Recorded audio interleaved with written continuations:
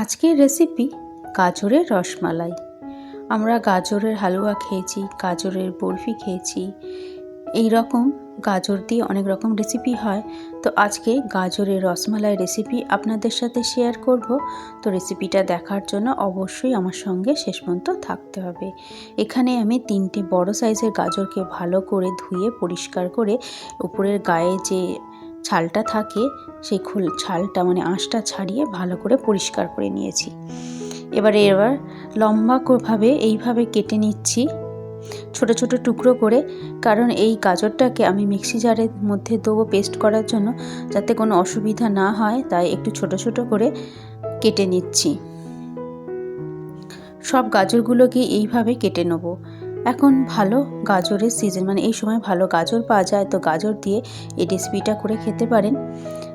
তো 3টে গাজরই আমি কেটে নিয়েছি। এবার একটা মিক্সি জারের মধ্যে এই গাজরগুলোকে সব দিয়ে দিচ্ছি। আর এর সাথে দেবো আমি 1 কাপের মতো দুধ, ফুটিয়ে ঠান্ডা করে রাখা, মানে নর্মাল টেম্পারেচারে রাখা দুধ, সেই দুধ আমি এখানে দিয়ে দিচ্ছি। এবার এটা ভালো করে পেস্ট বানিয়ে নেব। তো পেস্ট বানানো হয়ে গেছে, একদম একটা স্মুথ পেস্ট বানিয়েছি। এর থেকে কিছুটা পরিমাণ, মানে 2 চামচের মতো আমি একটু তুলে রাখবো। 1 চামচের মতো একটু পেস্ট আমি তুলে রাখলাম। এবার প্যানের মধ্যে 1 চামচের মতো ঘি আমি দিয়ে দেবো।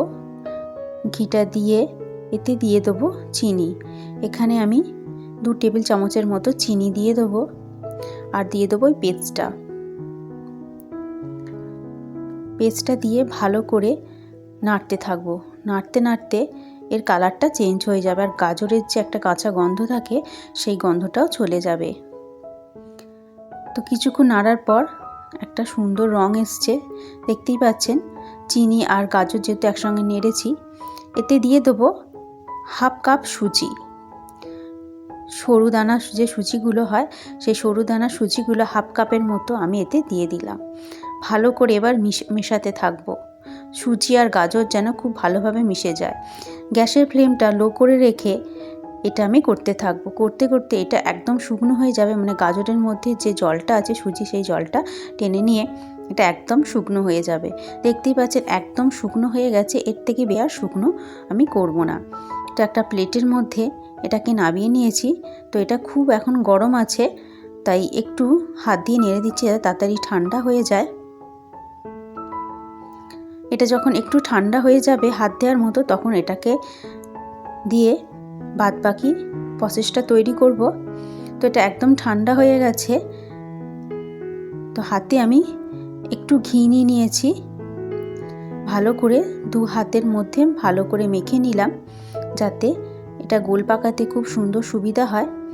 তো কিছুটা এর থেকে গাজরের পেস্ট আমি এইভাবে হাতের মধ্যে নিয়ে এবার এইভাবে গোল পাকাতে থাকবো। একদম লাড্ডুর মতো তৈরি করব। আর এই বলগুলো একটু ছোট ছোটই করব, কারণ এগুলো একটু ফুলে উঠবে। তো আমি একটা ছোট মাপের চামচ নিয়ে এসেছি সুবিধার জন্য, তাতে সব মাপ, মানে একই মাপের সব বলগুলো তৈরি হবে। সেই জন্য, নালে হাত দিয়ে করলে, হাতের মাপে করলে একটা ছোট বড় হয়ে যেতে পারে, তাই একটা চামচের মাপ করে নিয়ে এইভাবে ছোট ছোট বল আমি তৈরি করে নেব। বলগুলো কত সুন্দর হচ্ছে দেখুন, মসৃণ। এইভাবে সবগুলোকে পেস্টটা দিয়ে এইভাবে ছোট ছোট মতো বল আমি রেডি করে নেব। আপনারা ততক্ষণ আমার চ্যানেলটা সাবস্ক্রাইব করুন, পাশে থাকা বেল আইকনটা অবশ্যই প্রেস করুন, আরও নিত্য নতুন রান্নার ভিডিও বা রেসিপি পাওয়ার জন্য। তো এইভাবে সব বলগুলো আমি তৈরি করে নিয়েছি। দেখুন বলগুলো কত সুন্দর হয়েছে, একটার গায়ে একটা কিন্তু জড়ায়নি, একদম আলাদা আলাদা হয়ে আছে। তো এই বলগুলোকে এবার স্টিম করব। তো তার জন্য একটা ছিদ্রযুক্ত থালা নিয়েছি। সেই থালার মধ্যে কিছুটা তেল নিয়ে ভালো করে থালার গায়ে মাখিয়ে দিচ্ছি, যাতে বলগুলো না আটকায় বা জড়ায় থালার মধ্যে। কড়াইতে আমি জল আগে থেকেই ফুটতে দিয়েছিলাম, সেই ফুটন্ত জলের মধ্যে এটা আবার দিয়ে দেবো, মানে থালাটা দিয়ে এটা 5 মিনিটের জন্য স্টিম করব। বেশি স্টিম করব না, তো চাপা দিয়ে দেবো 5 মিনিটের জন্য। এবার দুধটা রেডি করব। এখানে আমি 500 গ্রামের একটু বেশি দুধ আছে, সেই দুধ নিয়ে নেবো। কড়াইতে একটু জল দিয়ে দিলাম, দিয়ে 500 গ্রামের থেকে একটু বেশি দুধ আমি কড়াইতে দিয়ে দিলাম। এটাকে ফুটিয়ে ফুটিয়ে একদম ঘন করব। দুধটা ফুটতে ফুটতে অনেকটাই কমে গেছে, ঘন হয়ে গেছে। তো এই ঘন দুধের মধ্যে এবার যে পেস্টটা তুলে রেখেছিলাম সেই গাজরের পেস্টটা আমি দিয়ে দেবো। এতে দেওয়ার ফলে একটা সুন্দর রং আসবে এই দুধের মধ্যে, তাই সেই জন্য এই গাজরের পেস্টটা দেওয়া। গাজরের পেস্টটা দিয়ে সুন্দরভাবে নাড়িয়ে দিলাম, আর এর সাথে কিছু ড্রাই ফ্রুটস কুচোনো দিয়ে দিলাম, মানে কাজু বাদাম, আমন্ড বাদাম কুচোনো দিয়ে দিলাম 1 বাটি, মানে ছোট 1 বাটির মাপের চিনি দিয়ে দিলাম। এবার ভালো করে মিশিয়ে এই দুধটাকে আরও একটু ঘন করে নেব। আরও 10-15 মিনিটের মতো দুধটাকে ভালো করে ফুটিয়ে নেব। ফুটিয়ে নিলে দুধটা আরেকটু ঘন হয়ে যাবে। এতে দিয়ে দেবো এবার কিছুটা পরিমাণে এলাচের গুঁড়ো।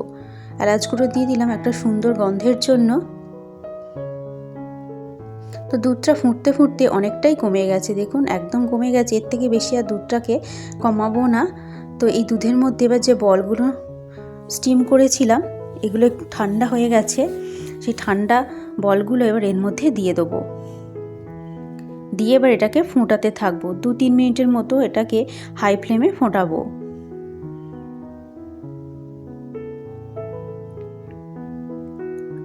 সব বলগুলো দিয়ে দিলাম, দিয়ে এবার এটাকে ফুটতে দেবো।